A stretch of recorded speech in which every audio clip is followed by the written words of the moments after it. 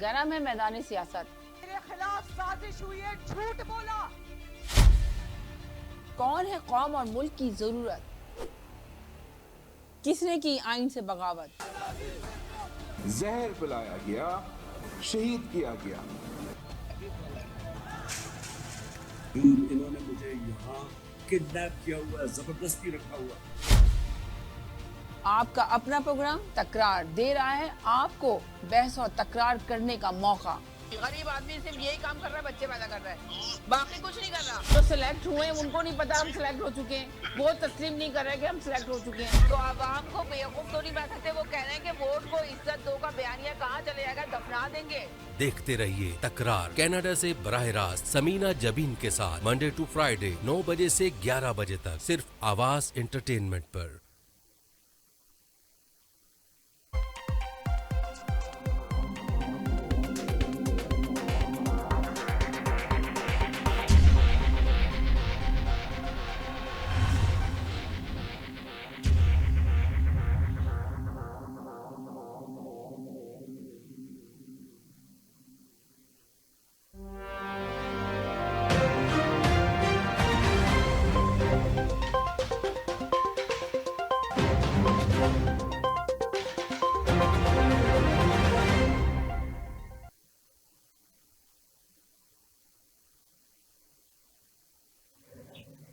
अस्सलाम वालेकुम नाज़रीन, देखते हो सुनते कानों को समीना का सलाम। खुशियों के रंग समीना के संग। जैसा कि आपको पता है खूबसूरत प्रोग्राम हम आपके लिए आते हैं तकरार, और आप देखते हैं अपने चैनल आवाज एंटरटेनमेंट भी देखते हैं। हमेशा की तरह कहते हैं कि मिलाइए अपनी आवाज हमारी आवाज के साथ, हम पहुंचाएंगे आपकी आवाज बहुत सारे लोगों तक। यही मकसद है इस चैनल का और यही मकसद है इस प्रोग्राम का। अल्हम्दुलिल्लाह आप लोग की आवाजें दूर दूर तक जा भी रही है। इस प्रोग्राम में आने से पहले हमेशा की तरह कहते हैं कि लफ्जों का चुनाव बहुत अच्छे से अदा कीजिए। ऐसे लफ्ज बोलिए जिससे किसी की दिल आजारी ना, उसका खास ख्याल रखिए, अपने टॉपिक पे रहिए, अपनी बात पे रहिए तो ज्यादा बेहतर होगा। जैसे कि आपको पता है कि ईरान और इसराइल की बहुत बड़ी जंग छिड़ चुकी है और समझ लेंगे जंग पे हमने काफी बात की है, मगर आपको क्या लगता है ईरान ने बड़े बहादुरी के साथ मुकाबला किया क्या कहते हैं इसराइल का, और इसराइल के वो वाले सिस्टम जिसपे इसराइल को बहुत गरूर था वो सिस्टम उनका सारा का सारा ईरान ने खत्म कर दिया है। तो आपको क्या लगता है कि ईरान इसराइल को कहते हैं शिकस्त देने में कामयाब होगा, या ईरान के साथ जो है तमाम इस्लामी ममालिक उसका साथ देंगे और ममालिक उसके साथ मिलेंगे नहीं मिलेंगे? जिस तरह आपने देखा ट्रम्प ने कहा है कि ताउन करने की जरूरत है, मायदा करने की जरूरत है ईरान को। तो क्या ईरान मायदा करने के लिए तैयार होगा? नहीं होगा, इसलिए कि जब इधर हमला किया जाता है तो वो उससे बढ़कर हमला करता है ईरान, और बाकायदा सख्त तमाम तरीके से जद्दोजहद की जा रही है और लड़ाई बहुत बराबर की हो रही है। तो आपको क्या लगता है कि इसराइल ईरान को बेवकूफ बना रहा है या ईरान इसराइल को बेवकूफ बना रहा है? दुनिया की नजर में कौन धूल झोंक रहा है और कौन बाकायदा जो है ना प्लानिंग कर रहा है? तो ये मेरा सवाल है आज आप लोगों से। मेरे साथ तिवारी साहब मौजूद हैं, उनको वेलकम करते हैं शो के अंदर। कि आप बताइए आपकी क्या राय है इसके अंदर, क्या कहेंगे आप इस सिलसिले में? समीना जी, आपने दो बहुत महत्वपूर्ण सवाल पूछे हैं और वो सवाल ये है कि इजराइल बना रहा है ईरान को बेवकूफ या ईरान बना रहा है इजराइल को बेवकूफ। मेरी समझ में दोनों बना रहे हैं, इसलिए कि कुछ समझ नहीं आ रहा है कि प्लानिंग कौन कर रहा है, प्लानिंग किसकी हो रही है। कि इसराइल की प्लानिंग है कि जो इसराइल का इतना बड़ा सिस्टम जिसको कहते थे कि इसराइल को बहुत गरूर था अपने वो वाले सिस्टम पे, जो सिस्टम को बाकायदा ईरान ने हमला करके खत्म कर दिया, तबाह कर दिया और मजीद अपनी ताकत को जाहिर कर रहे हैं। तो इसके बारे में डालेंगे। एनालिसिस गलत है। नहीं मेरे नहीं, आपको मैं सुनना चाह रही हूँ। मेरे साथ शाहिद भाई भी मौजूद है। हेलो जी, अस्सलाम वालेकुम शाहिद भाई। नहीं मैं आप ही से बात करूँगी, शाहिद भाई को सिर्फ वेलकम कर रही हूँ। शाहिद भाई मेरा शो हो रहा है कि जिसपे जो है ना ईरान पे गुफ्तगू हो रही है, ईरान और इसराइल ने जो हमला किया है, तो उस पर थोड़ी सी तिवारी साहब रोशनी डालेंगे, थोड़ी आप डालिएगा और थोड़ी महमूद भाई डालेंगे तो बात करेंगे। जी जनाब आप बताइए आपका क्या है तजिया इसके अंदर? जी मैं आपको सीधी बात बताऊं कि देखिए आयरन डोम जो जिसे इजराइल के पास में जो है, जो मिसाइलों को और ड्रोन को इंटरसेप्ट करता है वो वहां पर है, और उसमें जो अभी आज की तारीख में जो दोनों हालात नजर आते हैं उसमें हुआ यह है कि इजराइल ने सबसे पहले ईरान पे अटैक किया। न्यूक्लियर उसकी जो साइट्स थी और मिसाइलों के जो जगह मतलब जो एयर मिसाइल डिफेंस सिस्टम है उसको तबाह किया। उसके साथ में ईरान के जनरलों को मार गिराया। बाद में ईरान ने उसका जो उत्तर दिया उसके अंदर में ईरान ने अपनी बैलिस्टिक मिसाइलें छोड़ी, और वो इतनी ज्यादा तादाद में छोड़ी कि जिसके लिए कहा जाता है कि आयरन डोम जो है उसकी एक लिमिट है, 100 से ऊपर एक बार में मिसाइलें छोड़ी। यानी कि आप ये कह रहे हैं कि ईरान ने मिसाइलें छोड़ी?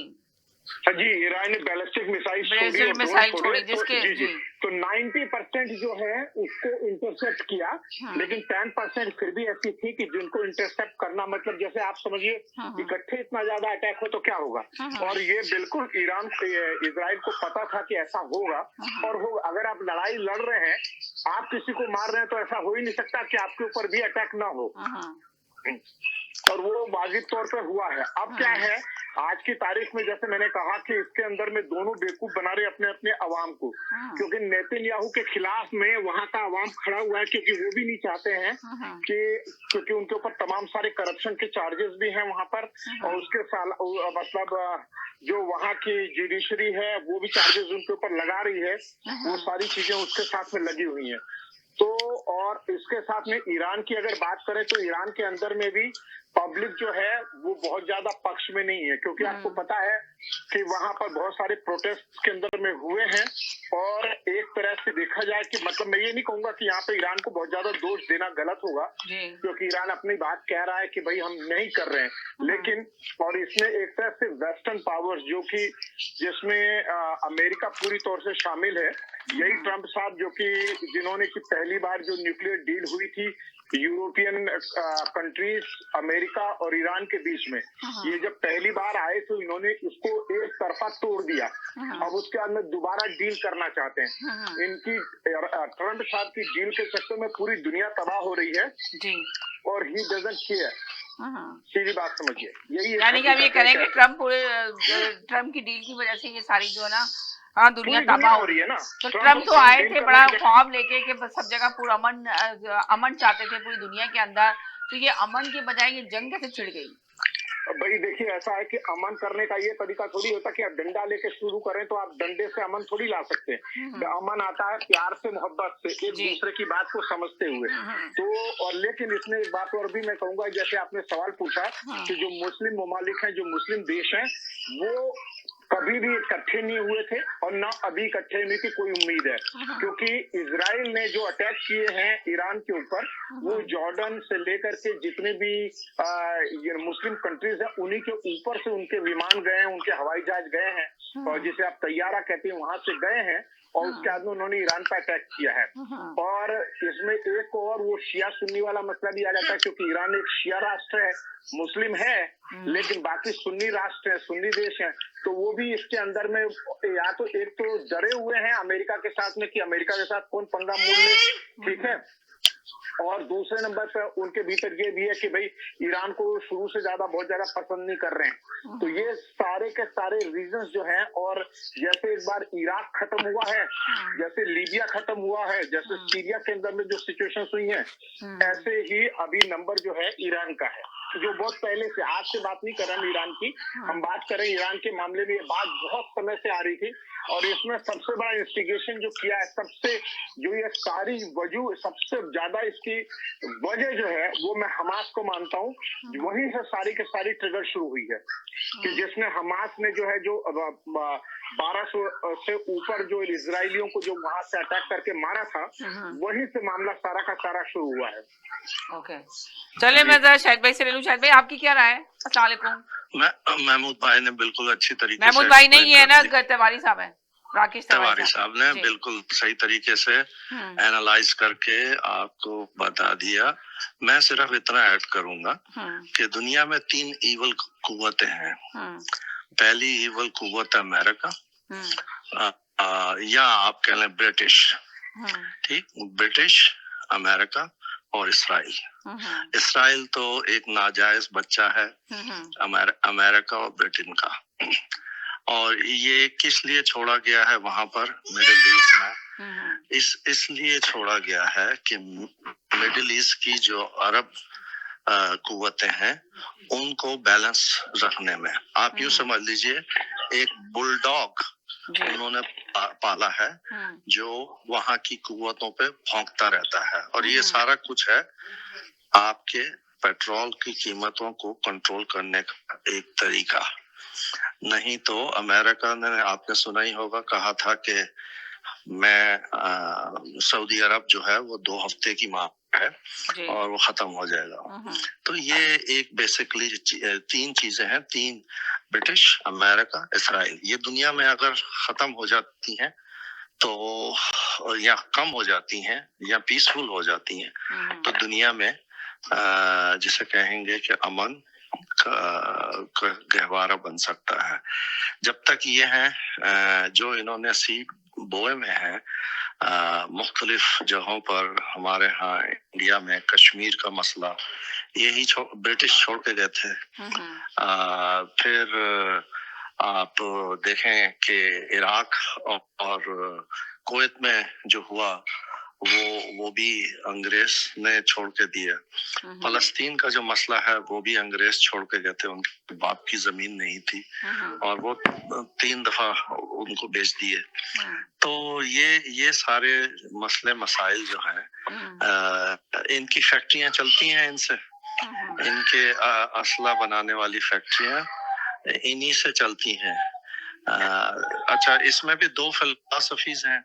अब देखें अल्टीमेट गोल जो होता है किसी तो भी आपके कहने का मकसद ये है कि मैं सुनना ये चाह रही हूँ कि ये जो हमला हुआ है, इसराइल ने ईरान पे हमला किया है, तो ईरान ने भी मुंह तोड़ जवाब दिया है इसराइल का, और ईरान ने पूरा सिस्टम वो किया है, डैमेज किया है उनका, इसराइल का। तो आप बताइए कि इस्लामी तमाम ममालिक ईरान का साथ देंगे नहीं देंगे? अभी भी उन्होंने, आप अंदाजा लगाएं कि उन्होंने 1 घंटा पहले, ईरान ने 1 घंटा पहले हमला करने से पहले अपना ट्वीट किया और उन्हें हमला कर दिया इसराइल के ऊपर। तो ये बताइए कि ईरान क्या कहते हैं वहां पे इसराइल को बेवकूफ बना रहा है या इसराइल ईरान को बेवकूफ बना रहा है? दोनों की क्या पॉलिसी है, क्या प्लानिंग है कि जिसकी वजह से ये जंग छिड़ चुकी है जो पूरे खत्ते को नुकसान दे रही है? मैं बताया तो है कि मशीनें आपकी जो फैक्ट्रियां चल रही हैं इसी से चल रही हैं। कोई आदमी तो असला बना रहा है ना। हाँ। वो कौन बना रहा है? तो ये बताए ना कौन किसको बना रहा है, ये मसला दोनों ममालिक में कौन किसको बना रहा है? सारी दुनिया जो है वो इसी के इन तीनों की वजह से चल रही है। 2 है, ब्रिटिश और अमेरिका, उन्होंने सारी दुनिया को। और मैं ये कहने जा रहा हूँ, यानी कि आप ये कह रहे हैं कि अमेरिका दोनों मुल्कों के साथ खेल रहा है, ईरान और इसके साथ वो खेलता रहता है। एक को गन देता है, दूसरे को जहाज देता है, मारो फिर वापस आओ। तो इसका आपके कहने का मकसद तो ये लग रहा है कि ये जो जंग हो रही है ईरान और इसराइल के दरमियान, तो ये सबसे बड़ा हाथ अमेरिका का आपको नजर आ रहा है? आप कह रहे हैं कि अमेरिका के आपने गौर से सुना नहीं, 3 हिस्से हैं। इसराइल को क्यों 48 में बनाया गया? क्यों बनाया गया? इसलिए कि it was in the interest of American. लेकिन उनका ये इंटरेस्ट नहीं था कि आप दुनिया को जाके मारते रहे। आपका सिर्फ इतना काम था कि आप मिडिल ईस्ट की जो अरब कंट्रीज हैं उनको इंटैक्ट रखें, बस इतना काम था। अब आप उससे ज्यादा करेंगे तो दुनिया में नुकसान होगा। ये इसराइल की लिमिटेशन से ज्यादा था और अब अमेरिका को रियलाइज हो गया है कि हर जंग के अंदर तकरीबन 4 से 6 ट्रिलियन डॉलर का खर्चा आता है। इसराइल चाहता है कि अमेरिका को लेके आए इस वार के अंदर। तो अमेरिका अभी तक मोहतात है, लेकिन बैकग्राउंड में अमेरिका ही का असला इस्तेमाल हो रहा है। ठीक, अमेरिकन ही टेक्नोलॉजी इस्तेमाल हो रही है। अब देखें, 2 चीजें, 2 तरीके से आदमी किसी चीज को कंट्रोल करता है या इन्फ्लुएंस करता है। एक है डंडे से और एक है प्यार से और मोहब्बत से। चाइना की फिलॉसफी को अगर आप देखें, China is expending is influence and control in African countries, middle eastern countries, Europe countries. तो who is winning? Everybody is hating America and everyone loves China except America, क्योंकि अमेरिका का interest है कि हर आदमी का चाहता है कि मुझे पसंद किया जाए। तो चाइना की जो फिलॉसफी है वो टोटली डिफरेंट है बनिस्बत। लेकिन चाइना की भी अब देखें मिलिट्री ताकत अंदाजा कर लें आप कि इंडिया को इतना प्रिपेयर किया गया और टेक्नोलॉजी ने इंडिया को चने चबवा दिए और वो सबने मान लिया कि मसलन अब इसमें पाकिस्तानी आर्मी का भी काम है और पहले भी मैंने कहा कि हमारे नौजवान जो हैं जब लड़ने जाते हैं वो सरसार हैं इस जज्बे से कि वो शहीद हो गए तो सीधे जन्नत में जाएंगे। ये एक जज्बा है, ठीक है। और एक आदमी लड़ रहा है कि लड़ तो रहा है इसलिए कि उसकी सैलरी है, उसकी जॉब है, कि मुझे जहाज दिया गया तो मगर उसके दिल में खौफ है। ये दो जो चीजें है ना, ये मिल ही नहीं सकती कभी। ये जज्बा, मशीन, टेक्नोलॉजी, ये सारी चीजें अपनी जगह है, और जज्बा जो है मुसलमान में, चाहे वो सुन्नी हो चाहे वो शिया हो, मेरे लिहाज में तो कोई ना शिया है ना सुन्नी है, सब मुसलमान है। कुरान में किसी जगह पे, एक जगह पर मुझे दिखा दीजिए कि शिया का जिक्र हो। ये तो फसाद फैलाया गया, किन्होंने फैलाया? इन्होंने ही फैलाया, ब्रिटिशर्स ने और दूसरे लोगों ने।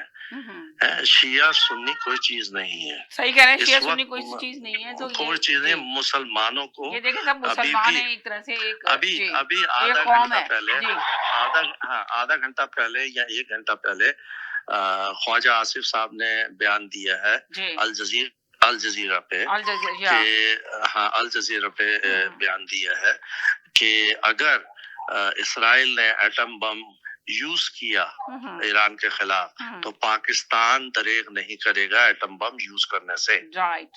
नहीं, ये गलत बोल रहे हैं सर आप। नहीं, सही बोल रहे हैं, सही बोल रहे हैं। ये बयान नहीं, राकेश साहब ये बात की है ख्वाजा आसिफ ने, उनके बयान को बहुत वायरल किया जा रहा है। उनके बयान को सुनिए। मैं जी सर, मैं अपनी बात कह लूं उसमें।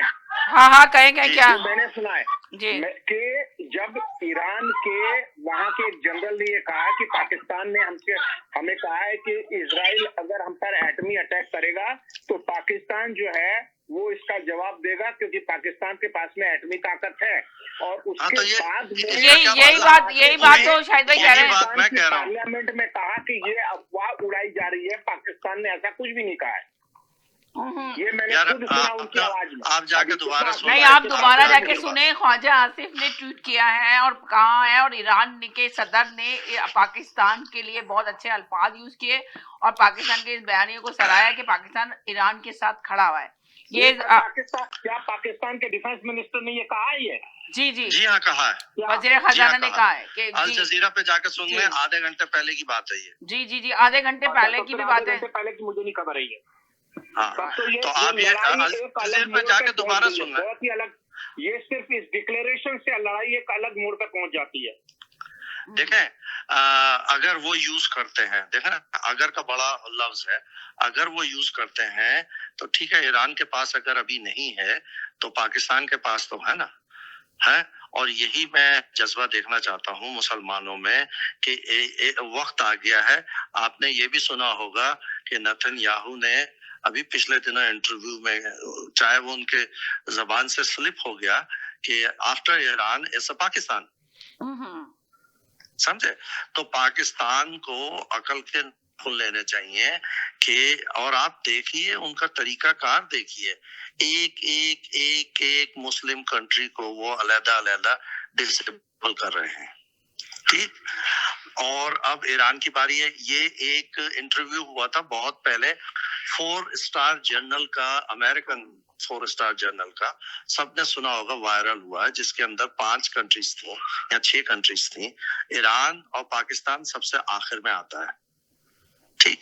लिबिया, इराक, अपना और दूसरी कंट्री शाम, ये जितनी जो है सीरिया वगैरह, इनका नाम है ईरान, और पाकिस्तान बाद में है। और फिर नेतन्याहू ने तो क्लियरली डिफाइन कर दिया, जिसके ऊपर ट्रंप ने कहा कि ये उनकी एक गलती और मिस्टेक है।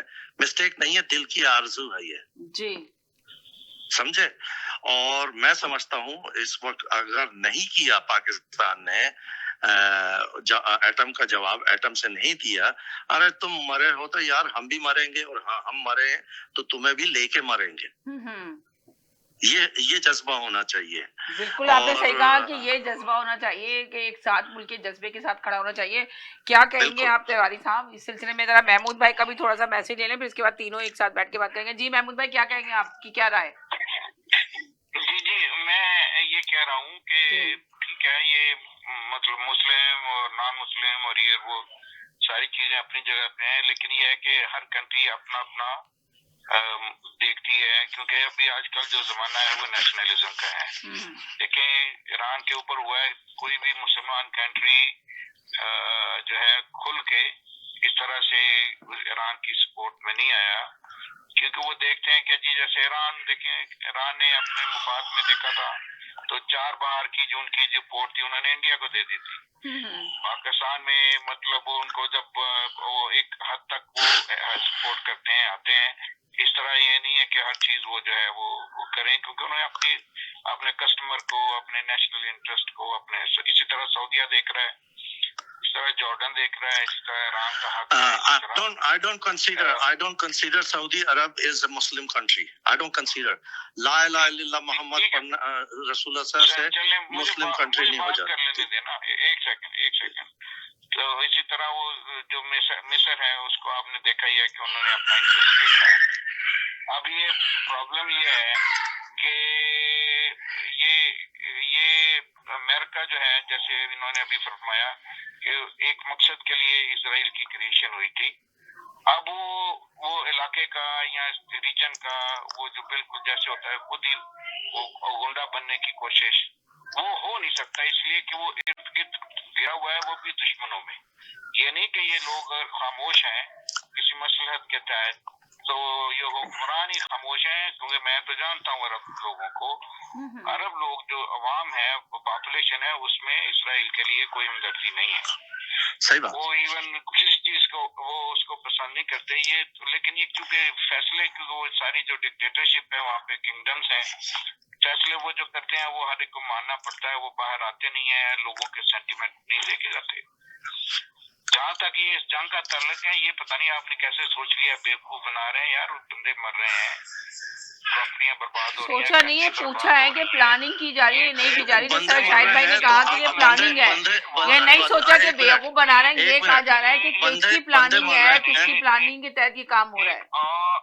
बंदे मर रहे हैं, 55,000 बच्चे और औरतें मार दी, उस वक्त आपने कुछ नहीं सोचा है? अब बंदे मर रहे हैं, अब टाइम आया है इनका। मैं तो ये कहता हूँ हकीकत में मेरी बात सुने, आप एक और रंग दे रहे हैं, मैं कुछ और रंग में, जहाँ तक मैं बात कर रहा हूँ ना वो वहीं तक ही है, वो उससे आगे मैं भी कर सकता हूँ, लेकिन ये कि मैं जो अभी तक की बात जो मैं ये कह रहा हूँ कि ये ऑल आउट वॉर है, ये रियल वॉर। यानी कि आप ये कह रहे हैं कि इसकी कोई प्लानिंग नहीं की गई है, कोई पॉलिसी नहीं है, कुछ भी नहीं है, कोई प्लान नहीं किया गया है, बल्कि ये हकीकत है। मगर शाहिद भाई ने कहा कि ये प्लान है, और राकेश तिवारी साहब ने भी कहा ये तो प्लान बहुत पहले से चल रहा था। आप कह रहे हैं कि प्लान बहुत पहले से चल रहा था, वो कह रहे हैं कि रियल जंग हो गई है। शाहिद भाई कह रहे हैं कि जी ये प्लान तो पहले से अमेरिका ही करवा रहा है, सारा कुछ इसी की प्लानिंग है। लेकिन देखिए मैं आपको ये बात कह दूं कि पाकिस्तान के इन्वॉल्वमेंट की बात चुनाव हो चुकी है। क्या नहीं पाकिस्तान ने कहा कि हम इस्तेमाल करेंगे। अभी जो शाहिद भाई ने कहा है आधे घंटे की जो आपका नेशनल सुने, आपका national interest is under IMF and world bank. आपका national interest under IMF and world bank में वो लिंक है। तो सुनिए, पाकिस्तान की ख्वाहिश कभी भी नहीं होगी कि ये बहुत जंग जो है फैले। पाकिस्तान का अगर पाकिस्तान का ये स्टेटमेंट है तो अपने आप में जंग बहुत बड़ी हो जाती है, सिर्फ स्टेटमेंट से। कौन सा स्टेटमेंट आप कह रहे हैं पाकिस्तान पे? इसलिए सोचते हैं कि पाकिस्तान में 30+ आबादी शिया है, पाकिस्तान में बहुत सारे लोग शिया हैं। अभी मैंने कहा शिया और सुन्नी कोई चीज नहीं है, सब मुसलमान है। यार वो आप कह रहे हैं ना मेरे भाईजान, मैं आपकी बात नहीं तो आप कुरान में बता दीजिए, अगर इसका मतलब आप कुरान को नहीं मानते। मजहबी बहस ना छेड़े ना शायद भाई, मजहबी बहस आप ही तो छेड़ रहे हैं। आपने शिया का लफ्ज क्यों इस्तेमाल किया? शिया का लफ्ज क्यों इस्तेमाल किया आपने? पूरी यार आप ये जब कोई शिया यहाँ पे होगा ना, आप उससे बात कीजिएगा। बात ये है कि मैं मेरे बहुत मेरे बेशुमार दोस्त हैं शिया, मेरे सारे दोस्त शिया हैं। अच्छा चले सुन तो ले, मैं ये कहना चाह रहा हूँ आप आराम से सुने ना, आप बीच में वो बात में ना टोके, इस तरह नहीं मजा आता। बात मैं ये कहना चाहता हूँ कि उनके सेंटिमेंट हैं, वो हर्ट हुए हैं, वो उनके लिए बहुत मुकद्दस मुकामात है वहाँ पे, जैसे कि हर मुसलमान उनको इज्जत की नजर से देखता है। तो ये आपको बिल्कुल अप फ्रंट निकल के इस तरह के बयानात, जब एटम चलाने की बारी आएगी तो वो उस वक्त बात करेंगे। ये बातों में ऐसा ही होता है। इस तरह तो इसराइल ने भी कह दिया है, तो इसके बाद पाकिस्तान की बारी है। कितनी दफा मोदी साहब कह देते हैं हम ये कर देंगे वो कर देंगे। ये बातों को इतना सीरियस मत लें, क्योंकि ख्वाजा आसफ इतना सीरियस। अब आप ये देखें ना कि पहले पाकिस्तान और इंडिया की लड़ाई का आपने देखा था, मसला खड़ा हुआ था पाकिस्तान और भारत, और अभी ये जो ईरान और इसराइल का, और अभी आपने देखा था गजा और इसराइल। पाकिस्तान की डिफेंस पॉलिसी या खारजा जो है फॉरेन पॉलिसी ख्वाजा आसिफ नहीं बनाता। आपको भी पता है, मुझे भी पता है कि वो कौन बनाते हैं। इसलिए ख्वाजा आसिफ ने जो कहा है उसकी पॉलिटिकल, मगर आप देखें ख्वाजा आसिफ ने कहा है कि इसका ट्वीट आया है ख्वाजा आसिफ का, मगर तिवारी साहब इसको मान नहीं रहे। मैं अल जजीरा की वेबसाइट पे अभी हूँ, उनकी वेबसाइट पे ये ख्वाजा आसिफ के हवाले से कोई ऐसी चीज में नहीं देख पा, नजर नहीं आ रही वहाँ पे। नहीं अभी इतना बड़ा बयान ख्वाजा आसिफ नहीं दे सकता। वो देगा भी तो वो अपने तौर पे देगा। वो तो हम हर कोई पाकिस्तान, हर मुसलमान यही कहेगा कि अगर उसने ऐसे किया तो ऐसे कर देंगे। बात ये बिल्कुल ये अभी नहीं है, क्योंकि ये इंटरनेशनल जो जिसे कहा जा रहा है। हाँ नहीं, मेरा भी नहीं ख्याल ऐसी बात होगी। हमारी सारी तवज्जो सबकी ये होनी चाहिए, as a human, as a Asian, सबको मिलके कि भाई उसको जो है ये हमारा रीजन इफेक्ट होगा। यहाँ पे अभी प्रॉस्पेरिटी आनी शुरू हुई है। किधर आ रही है प्रॉस्पेरिटी? किधर आई प्रॉस्पेरिटी? किधर आई है भाई? बता, मुझे बताएं। पाकिस्तान में प्रॉस्पेरिटी आई? मैं आपके एग्री हूँ कि ये वार रुकनी चाहिए। इसके लिए एक मोबिलाइजेशन बिल्कुल होना चाहिए और उम्मीद की जाए। जैसे मैं एक चीज कह सकता हूँ कि अभी जो ताजा, अभी मैं छोटी सी बात ये ऐड करना चाहूंगा कि यूरोपियन यूनियन के जो प्रेसिडेंट हैं और उनकी काउंसिल के जो हेड हैं, ओके, तो उन्होंने कहा है कि उनकी प्रायोरिटी के ऊपर है ये जो G7 की मीटिंग हो रही है कि ये जो ताजा कॉन्फ्लिक्ट अभी एकदम शुरू हुआ, वार शुरू हुई है, इस वार को बंद किया जाए। और एक इंटरेस्टिंग पार्ट ये है कि यूरोपियन यूनियन इजराइल के द्वारा ये जो अटैक हुआ है इसके खिलाफ में है, क्योंकि इसमें सबसे बड़ा खतरा ये भी है कि जब आप अटैक कर रहे हैं तो कितना भी आप बहुत ज्यादा प्रिसाइज हो, लेकिन जब आप इस बात में कहीं से पता नहीं कर पाते, कई बार हॉस्पिटल पे इजराइल ने अटैक किया है, कई बार रिहायशी इलाकों में अटैक किया, तो ईरान जो न्यूक्लियर साइट अगर आप उस पर अटैक करते हैं तो पूरा का पूरा इलाका वहां पे रेडिएशन फैल सकता है। और ये अपने आप में सब अफेक्टेड हो जाएंगे भाई। जी बिल्कुल, तो ये अफेक्टेड हो जाएंगे जी। और खतरनाक बात यह है कि इजराइल और अमेरिका जो कह रहे हैं कि वहां से ईरान से वो वहां की जो रेजिम है, वहां पे जो सत्ता में है, पावर में आयतुल्लाह खमेनी और उनकी गवर्नमेंट, वो उसको निकाल के हटाना चाहते हैं वहां से और लाना चाहते हैं रजा शाह पहलवी की गवर्नमेंट। एक बात मैं कहूंगा कि पंजाब में जो दो चौधरी होते हैं ना, वो मुर्गे लड़ाते हैं। ठीक, जब बड़े चौधरी का मुर्गा हारने लगता है ना, तो वो कहता है कि मुर्गों की लड़ाई बंद करवा दो। ठीक, अभी जब इन्होंने फलस्तीन के अंदर 55,000 आदमियों को मारा, किसी एक कंट्री का नाम मुझे बताइए, चाहे मुसलमान कंट्री हो या कोई अमेरिकन कंट्री हो या ब्रिटिश कंट्री हो, किसी ने अरे कब कहा जब 55,000 मर गए? जब 55,000 मर गए यार, आंखें खोलो तुम लोग बेगैरतों। कोई कुछ नहीं कर रहा है कि जब देखें, ये मत कहे ना कि किसी ने नहीं कहा।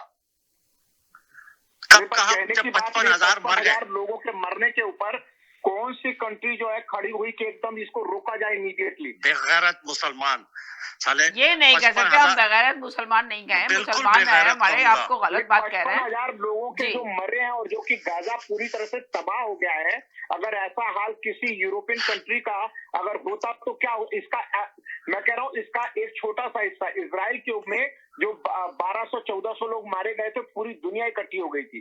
तो ये बात सोचने वाली है जो भाई साहब कह रहे हैं। मैं इस बात की बात से सहमत हूँ। समझे जी? महमूद भाई क्या कहेंगे आप? पहली दफा इजराइल को थोड़ा सा पता चला है। रुक जाए, महमूद भाई की बात सुन लें एक सेकंड जी। नहीं, महमूद भाई गलत बात कर रहे हैं। थोड़ा सा तो पता चले इसराइल को कि जंग नहीं नहीं क्या वो है। गलत बात नहीं, आप सुने तो सही जी। मैं मुझे बोले आप सही बात कर लीजिएगा, बात सही कर लीजिएगा। बात ये है कि ये किसी मुल्क में इतनी सख्त नहीं है फिलहाल जो आपके साथ वो जो है वो अमेरिका के साथ पंगा ले सके। ये बात आप एग्री करें इस बात से कि किसी में इतनी सख्त नहीं है जो अमेरिका से ले सके। अमेरिका एक पावरफुल मुल्क है। सुने, दूसरे की सख्त पति में हो कोई टांग नहीं या लगाना चाहता, अपना नुकसान नहीं करेगा कोई। नहीं तो देखें, सख्त हो या ना हो, जब जंग होती है ना, जब जंग होती है तो जंग में एक पॉइंट ऐसा आता है, वहां पर आप ये नहीं देखते कि मेरे पास क्या है। आपके पास जो भी इंस्ट्रूमेंट होता है ना, जो हाईएस्ट डेंजरस इंस्ट्रूमेंट होता है, आप वो यूज करने पे मजबूर हो जाते हैं। फिर उस वक्त ये नहीं देखता कि अमेरिका है या यूके है या इसराइल है। ऐसा टाइम आए ना मेरे भाई, हम नहीं चाहते हैं, हम नहीं चाहते दुनिया लेके आ रही है, रिकमेंड कर दें आप, दुनिया लेके आ रही है। चाहेंगे कि यार एक कुत्ते को भी आप मारे ना तो वो एक कोने हद तक जाता है और उसके बाद ही start jumping on you.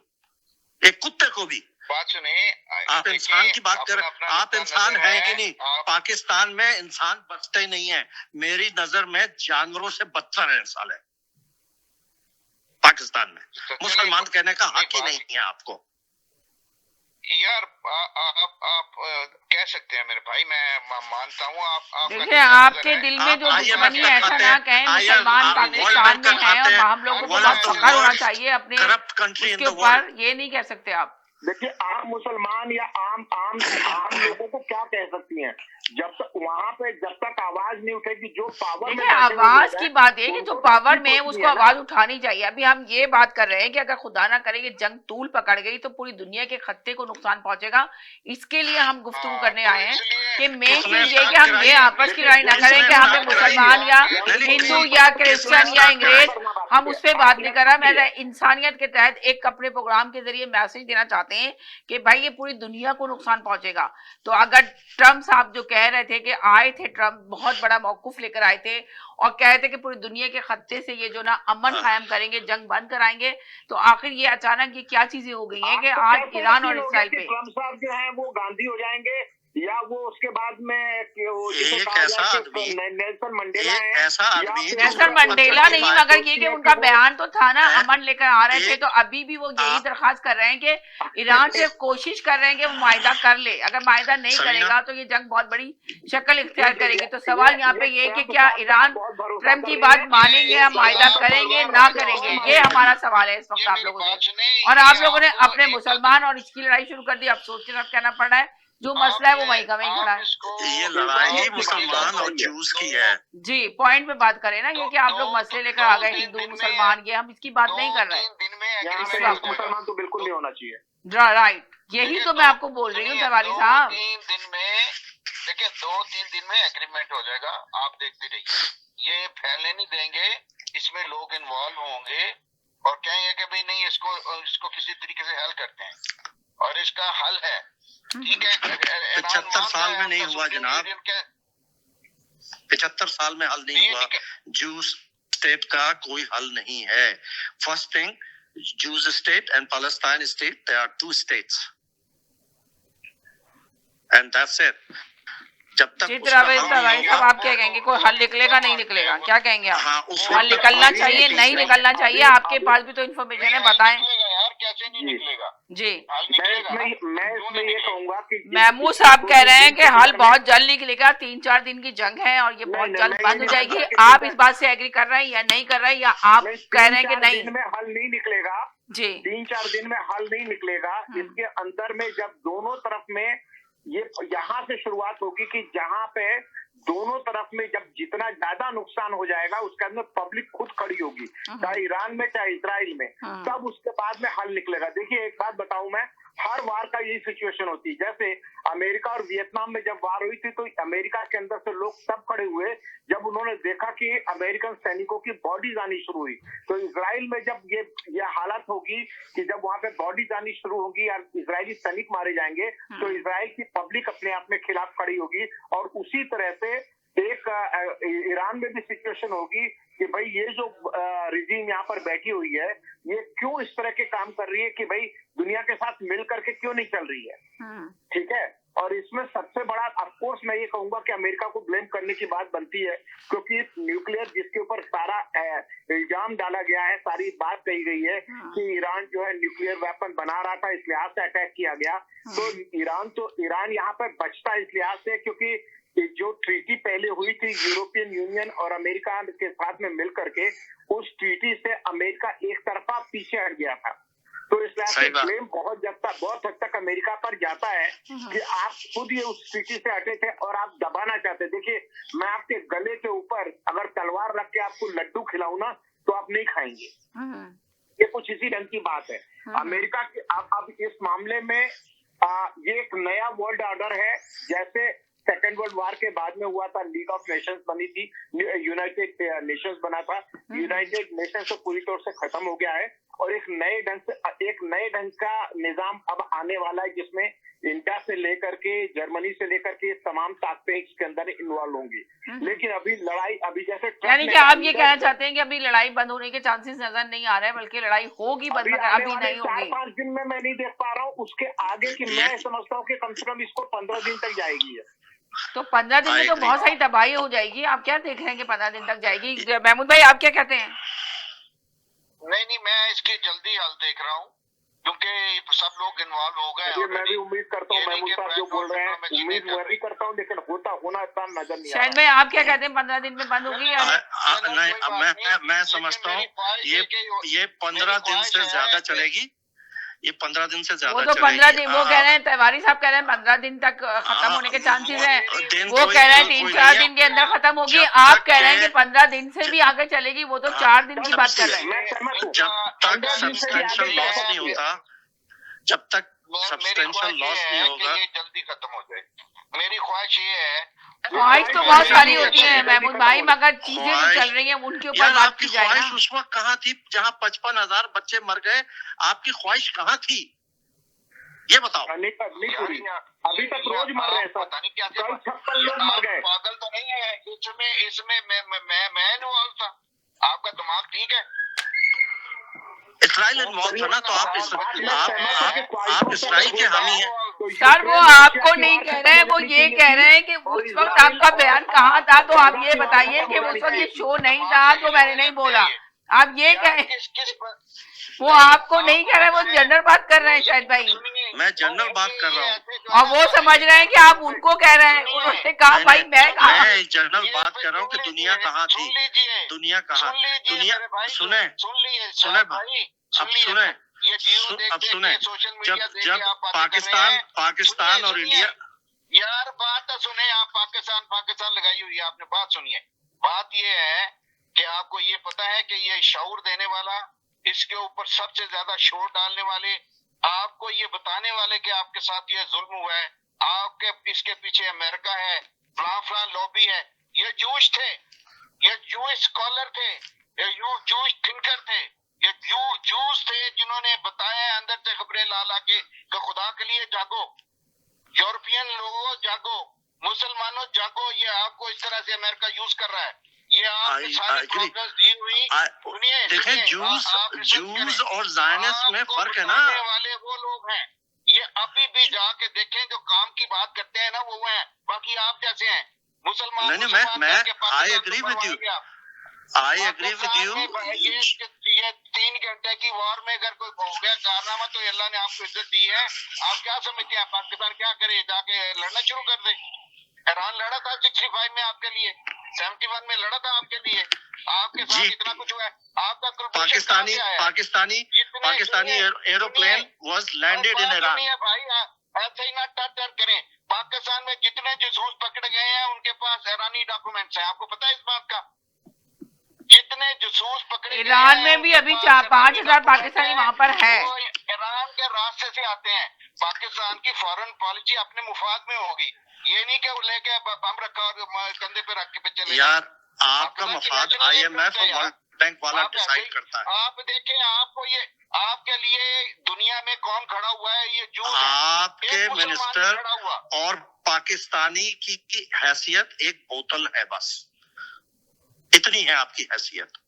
That's it. चलो वो तो आप पता नहीं, आप कभी दाएं चले जाते हैं, कभी बाएं चले जाते हैं, कभी नहीं उनको दाएं कहते हैं बाएं कि नहीं, बम चला जो दें, कभी हकीकत कहते है, हैं बोतल की। हकीकत तो एक बंदे की हकीकत हैसियत, बात सुनिए, एक बोतल की हैसियत, तो आप ये क्यों कह रहे हैं कि बम चला दें?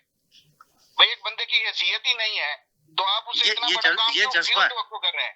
नहीं ये एक जज्बा है, एक बात है, जब बात आएगी किस चीज होने का की तो जज्बा फिर है मेरे भाई? देखेंगे। यहाँ पे बैठ के जज्बा लगाई हुई है आपने, किस चीज का जज्बा है? किस चीज का जज्बा है मुझे बताएं। पाकिस्तान सारा कुछ अपना जाके सर फोड़ ले वहां पे। नहीं पाकिस्तान सर ना फोड़े, पाकिस्तान ये नहीं करेगा, उसकी पाकिस्तान हिमायत करे। ईरान अपना सब कुछ संभाल के बैठा हुआ है, ईरान ने मार दिया है, उनके पास सब कुछ है, तो नहीं पाकिस्तान चला दे। नहीं उनके पास जो चीजें नहीं है, उनके पास इतनी स्ट्रॉन्ग एयरफोर्स नहीं है ईरान के पास। उनके पास सिर्फ एक ही आप कह रहे हैं कि ईरान के पास इतनी मजबूत एयरफोर्स नहीं है, मगर ईरान तो बाकायदा बहुत कामयाबी के साथ मुकाबला कर रहा है इसका। मिसाइल टेक्नोलॉजी है उनके पास, and that's it.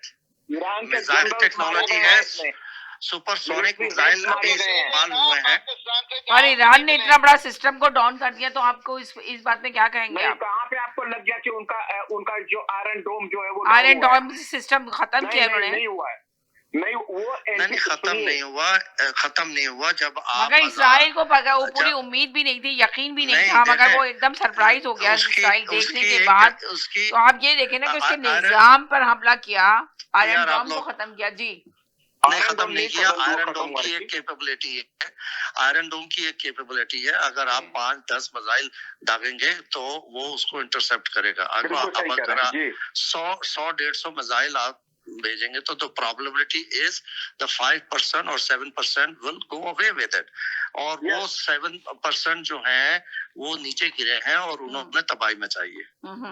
Iron dome is no, ये 90% ये कामयाब होता है। अगर 100 मिसाइल भेजेंगे तो 10 तो वहां लगेंगी। बिल्कुल सही। तो ये हकीकत है। कोई सिस्टम ऐसा नहीं होता, जैसे अमेरिका भी स्काई डोम बनाना चाह रहा था और फलाना बनाना चाह रहा था, इज नॉट 100%। आपको देखें, एक ही एटम बम चाहिए बस,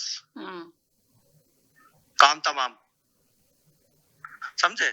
या सुपरसोनिक, उसकी स्पीड इतनी होगी कि वो आपके आयरन डोम में से बच के निकल जाएगा। जब तक वो रियलाइन और एडजस्टमेंट और कैलकुलेशन होंगी, ठीक है, सब बड़े हाई टेक इक्विपमेंट्स हैं, लेकिन उनको भी कुछ सेकंड चाहिए होते हैं, ठीक। उन सेकंडों से बचने के लिए सुपरसोनिक मिसाइल बनाए गए हैं, जिसका अभी सिर्फ चंद सुपरसोनिक मिसाइल ईरान ने रिलीज किए हैं, ज्यादा नहीं किए। उनकी इन्वेंटरी में जो मुझे सुनने में आया है कि 80,000 के करीब सुपरसोनिक मिसाइल मौजूद है, मिसाइल मौजूद है। सही कह रहे हैं आप जी, ठीक। तो अब अगर इस तादाद में है तो इसलिए कि वो एयरफोर्स से वहां तक तो जा ही नहीं सकते। आपके रास्ते में इराक है, आपके रास्ते में सीरिया है, और फिर ये वो मुल्क है जो आपको शायद जाने भी ना दें, ठीक है। मिसाइल कर दिए, हाँ, मिसाइल तो फिर भी चले गए, उसके ऊपर भी डिस्कशन हुई है, वरना लास्ट टाइम मिसाइल भी नहीं जाने दे, इंटरसेप्ट कर दिए थे सीरिया ने। तो इस दफा नेगोशिएशन हुई है ईरान और इन मुल्कों में, और उनको ये जाने दिया है। ये क्यों हुआ? उनको पता है कि अगर ये नहीं किया गया तो ईरान की बारी है, ईरान खत्म हो जाएगा, और उसके बाद फिर अकेला रह जाएगा पाकिस्तान। ये है आयरनी जो है, वो इस वक्त मुसलमानों के लिए स्ट्रेटेजिक थिंकिंग की जरूरत है, और उसमें देखें, एक उंगली अकेली है, 5 उंगली बन जाती हैं तो मुक्का बन जाता है, और वो फोर्सफुल होता है। बस इतना मैं कहूंगा। बाकी अल्लाह मियाँ तो ऊपर से हंस रहा होगा कि मैंने बनाए 3 रिलीजन, इस्लाम, जूडिशम एंड क्रिश्चियनिटी, और वो हंस रहा है कि ये तीनों मेरे ही बंदे हैं। सिख और बुद्धिस्टों को किसी और ने बनाया है? नहीं, अल्लाह नहीं बनाया बंदे, मगर ये रिलीजन आसमानी नहीं देखिए अभी है। हम तो रिलीजन पे बात ही नहीं कर रहे हैं, हम तो इस वक्त नहीं, लेकिन ममालिक की मैं बात बात कर रहे हैं। तो कर रहा प्लीज हूँ। इसका ख्याल मैं- रखें कि किसने बनाया, क्या बनाया। इसका तो बहुत सारी चीजें मैं आ एक जाएंगी बात रिलीजन कह में, रहा तो हूँ। सिख भी आ जाएंगे, हिंदू भी आ जाएंगे, क्रिश्चियन भी आ जाएंगे, ईसाई भी आ जाएंगे, हाँ, बहुत नहीं, पारसी भी आ क्रिश्चियन जाएंगे, जू- बहुत सारे। हम इस पे क्रिश्चियन बात ही नहीं कर रहे हैं एंड इस्लाम किसने तीन किसको religion बनाया, है, किसको किसने नहीं बनाया। जो अभी हम आसमानी बात कर रहे हैं जो religion है। दो ममालिक में आपस में जंग छिड़ी हुई है, हम उस पे गुफ्तगू कर रहे हैं कि ये पूरी नहीं, दुनिया ये के देखें, खत्ते को नुकसान चीज देगी, bottom line इसको ये क्यों रोकना लड़ना है? चाहिए, ये चीज है। हम इस पे सुने, गुफ्तगू नहीं कर रहे सुने। सर जी।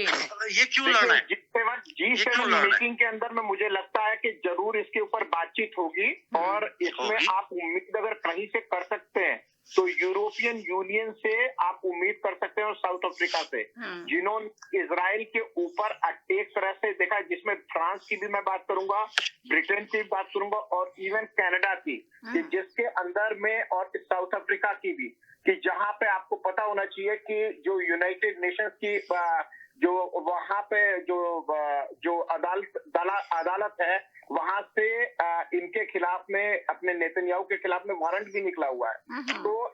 तो यूरोपियन यूनियन इसमें अपना रोल जरूर अदा करेगा, क्योंकि उनको भी नजर आ रहा है कि ये जो इजराइल कर रहा है वो बहुत एक तरफा रूप से गलत कर रहा है। और इसमें ये तो अमेरिका पता है, भी गिल्टी नजर ये आता तो है, सबको क्योंकि पता है, ट्रम्प साहब ये खुद भी, सबको क्योंकि पता उन्होंने है। पहले ही ये गलत काम कर दिया है। तिवारी कि साहब, जहाँ ये पे उन्होंने सबको न्यूक्लियर पता ट्रीटी को है। रोक दिया। तिवारी साहब, ये सबको पता है, लेकिन इंटरनेशनल इंटरेस्ट जो है वो control by 3 countries, America, British, western society में बात कर रहा जी हूँ। महमूद भाई क्या चाइना कहेंगे की आप? बात- हैं? खामोश है महमूद भाई को भी तो And that's शामिल it. करें। अमेरिका आपने कहा, और कौन? Britain, Britain. वेस्टर्न कंट्री की मैं बात कर रहा हूँ। वेस्टर्न कंट्री की बात कर रहे हैं शायद भाई। महमूद भाई आप क्या कहेंगे? क्या ये पता नहीं किधर से किधर को बात क्यों चली गई, मैं इसका क्या कहूँ। बात हो रही है कि भाई ये जो जंग है इसके ऊपर गुफ्तगू करें, बीच में वो ये जंग की वजह जो है, जंग की वजह मैंने पहले ही बता दी थी कि तीन मुल्क हैं जो कंट्रोल करते हैं। इन्होंने असला बनाना होता है। अभी देखें, ब्रिटिश जहाज भी मिडिल ईस्ट के उधर चला गया है। अमेरिकन आर्मीज हमेशा ही बेसेस उनके वहां रहे हैं। 72 बेसेस हैं अमेरिका के दुनिया जहां में, ठीक है। बहुत बड़ी फौज है, बहुत बड़ी उनके रिसोर्सेज हैं, और वो हर जगह वहां बैठे होते हैं। कतर में बैठे हुए हैं, बहरीन में बैठे हुए हैं, सऊदी अरब में बैठे हुए हैं। तो ये इंटरेस्ट इनके हैं वहां पर, और ये ऑयल है, पैसा है, एंड दैट्स इट। डॉलर के ऊपर लिखा हुआ है ना, God, we believe on God, God is gold, oil and drugs, that's it. ये है इनका गॉड, दैट्स इट। ऑयल है एंड गोल्ड है एंड ड्रग्स। एक ब्रेकिंग न्यूज दूं मैं आपको। जी दीजिए। वो ये है कि ट्रम्प साहब ने डिसाइड किया है कि वो G7 समिट से पहले जो प्लान हुआ था उससे जल्दी निकल जाएंगे, वो जैसा पहले भी किया उन्होंने। अच्छा, जी, तो ज्यादा देर रुकने वाले नहीं है वहाँ पे, ताकि लोग इतने ना उनसे सवाल ना पूछे। अच्छा, ओके, चीज यानी ये कि है वो कि जल्दी निकलने वाले वहाँ से G7 से कि उनको कितनी G7 हुई है, कितनी G7 हुई चले है, कितनी और उसका G7 हुई असर- है, सही करें शायद भाई, बताएं और क्या कितनी G7 हुई है, उसका असर आप लोगों पे और मुझ पे कितना पड़ा, ये बताइए। हम अच्छे हुए या बुरे हुए, ये बताइए। जी जी जनाब, एक क्या तरह सा सवाल एक है। बात सुने, क्या कहते हैं, हमारा सवाल ये है कि अभी जो हालात हैं इस वक्त तमाम, तो आप बताएं कि दुनिया में कितने खत्तों को नुकसान पहुंचेगा अगर ये जंग छिड़ गई। अभी आपके बकौल कि ये 15 दिन पहले बंद नहीं होगी, वो महमूद भाई ने कहा ये 4-5 दिन की जंग है, तिवारी साहब ने कहा कि नहीं जी 15 दिन की, आप कह रहे हैं 15 दिन से ज्यादा की शायद भाई। तो आप बताइए कि फिर नुकसान कितने हैं इस चीज के, हमें इस पे भी तो आवाज उठानी चाहिए। जी यही तो एम है। नुकसान की बात, ये मैं बात कहूँ पूरी। जी जी कहिए। ये नुकसान इसका सबसे बड़ा, देखिए, एक ये है कि ईरान के पास में जो अरब सागर है, वहां पे ईरान के पास में पूरी ताकत है कि वहां पे जो आवाजाही होगी शिप्स की, उसके ऊपर कंट्रोल करने की। और अभी भी जो यमन में हूती है वो भी अट्रैक्ट कर रहे हैं। तो अगर ये वार लंबे टाइम तक जाती है तो जो ऑयल प्राइसेस है, तेल की कीमतें हैं, वो अभी जो 7% बढ़ी वो और ज्यादा बढ़ जाएंगी। एक उसी के साथ में इसमें अगर दूसरी कंट्रीज इन्वॉल्व हो जाती है तो ये समझ लिया कि जैसा हम कहते हैं कि भाई वर्ल्ड वार ना छिड़े, तो अगर गलती से भी किसी दूसरी कंट्री के ऊपर अटैक हो जाता है तो ये अपने आप में ये वैसे ही है जैसे एक घर में आग लगी है और दूसरे घरों में लगेगी तो फिर उसका में डिजास्टर तो होना ही है। तो कभी भी इस तरह की लड़ाई, इस तरह का युद्ध जो है वो कभी भी इसको ये ना माने कि जहाँ पे है वो वहीं पे सीमित रहेगा, क्योंकि आग लगेगी तो हर जगह फैल सकती है। सही बात। और अभी एक और चीज होने वाली है सितंबर में, इंडिया और पाकिस्तान में दोबारा। तो यानी कि हालात दिन ब दिन खराब होते हैं। तैयारी दोनों तरफ जारी है।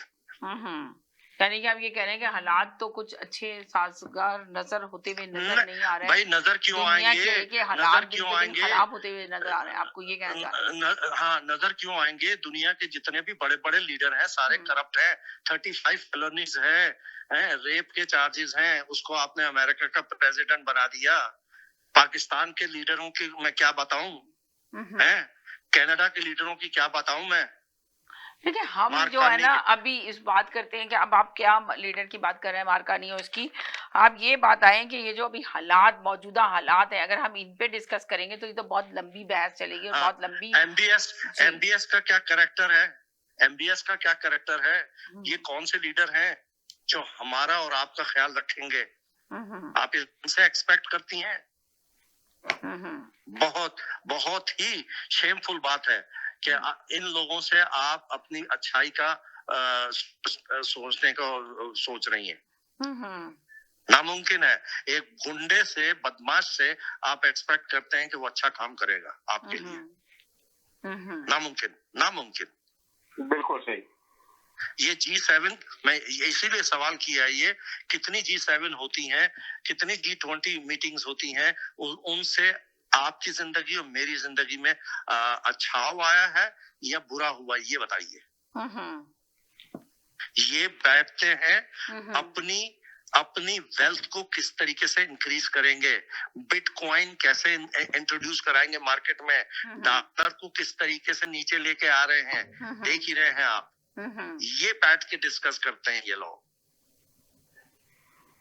ये आपके लिए और मेरे लिए कोई अच्छा काम वहां बैठ के नहीं डिस्कस करेंगे।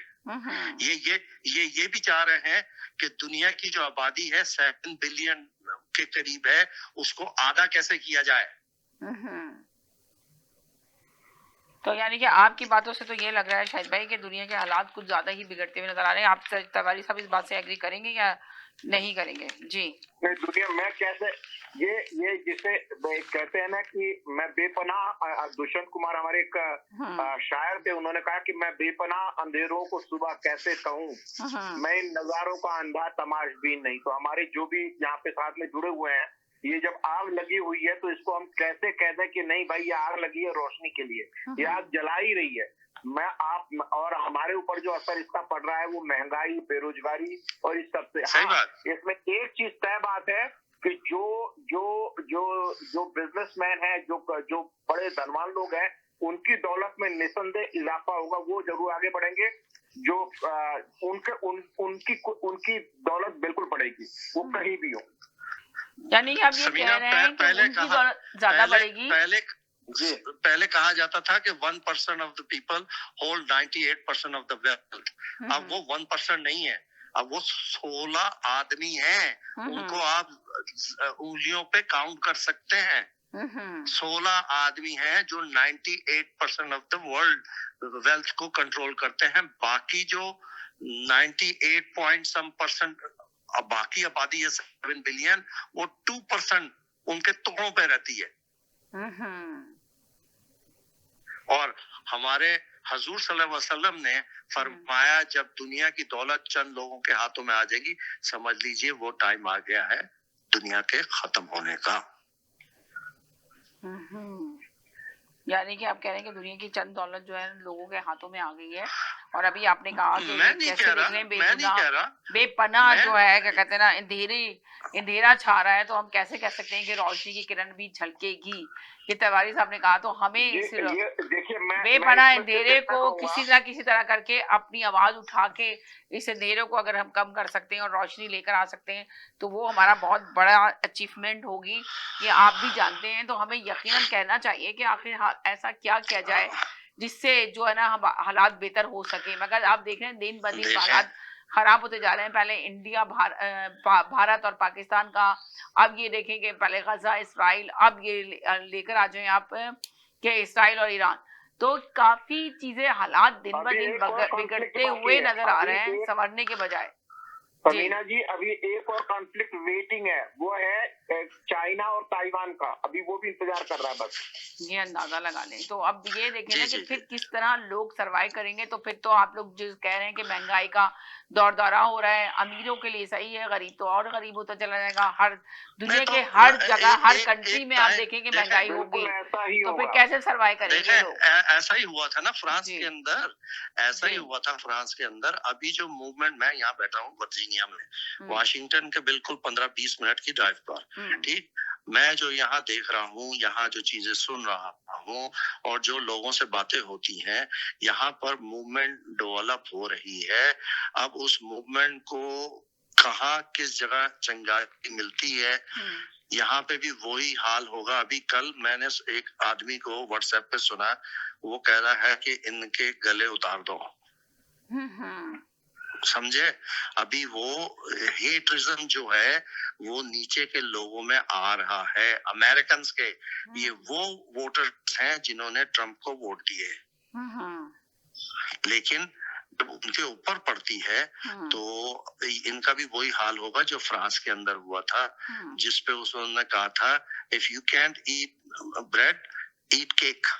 हाँ, उनको तो समझ ही नहीं आया कि क्या हुआ क्या है, तो उनके गले उतार दिए। यही हालत जहां जहां पर इस किस्म की रिजीम है, चाहे वो सऊदी अरेबिया हो, यूएई हो, अमेरिका हो, वो टाइम आ रहा है। 1 साल लगता है, 2 साल लगते हैं, 5 साल लगते हैं, ये किसी को कुछ पता नहीं है। लेकिन अगर ये कंटिन्यूस रहा, there is no other better. यानी अभी जी, I don't see it. अगर ये कंटिन्यू रहा तो हालात बहुत दिन ब दिन सारी दुनिया के खराब होते चले जाएंगे।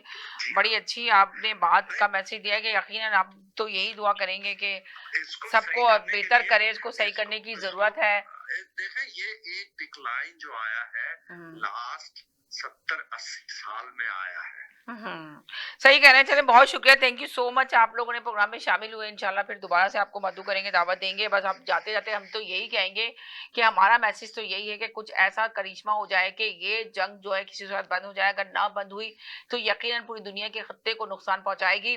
और ये ट्रम्प साहब ने जो कहा था, अपना प्रोमिस किया था लोगों से कि जी हम मुल्क में जब आएंगे तो मुल्क में अमन लेकर आएंगे, और वो अमन के ही समझे जो है ना ऐलान कर रहे थे, मगर ऐसा कुछ हुआ नहीं। अब उनके आने के बाद तो काफी लोगों को जंग का सामना करना पड़ा, जिस तरह पाकिस्तान भारत की जंग का आपने देखा, जो 4 दिन की जंग हुई। अब ये जो है, अब ईरान और फलस्तीन की जंग हो रही है। तो बस इस पे अब यही कह सकते हैं कि दुआ करें कि हालात बेहतर हो। जरूर कमेंट्स में लिखिएगा कि आपको क्या शो लगा, कैसा शो लगा। अपना ख्याल रखिएगा। जाते जाते यही कहेंगे, खुश रहे, मुस्कुराते रहें, जिंदगी बहुत खूबसूरत है। अपना ख्याल रखें, दुआओं में याद रखें। जिंदगी रही, इंशाल्लाह फिर नेक्स्ट शो के साथ हाजिर होंगे। जब तक के लिए इजाजत चाहते हैं, अल्लाह हाफिज।